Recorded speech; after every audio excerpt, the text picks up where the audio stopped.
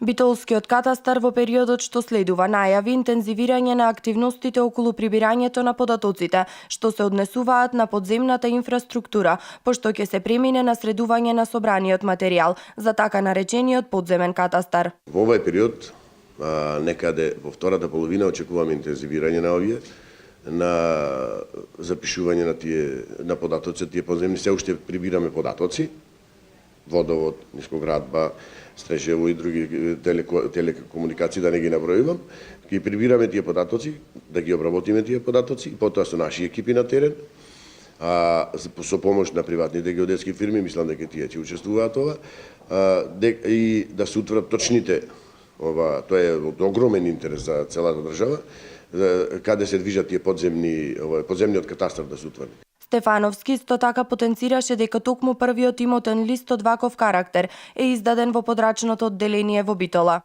Првиот имотен лист, тоа е тој таму, во Република Македонија е направен точно во Битола издан. За битолски, значи подземниот катастар за инфраструктурата улицата пред катастарот. Придобивките од воспоставувањето на инфраструктурниот катастар се огромни, бидејќи ќе се добијат информации за искористеноста на просторот, ќе се намалат оштетувањата на подземната инфраструктура, а и компаниите ќе добијат сопственост над оваа инфраструктура.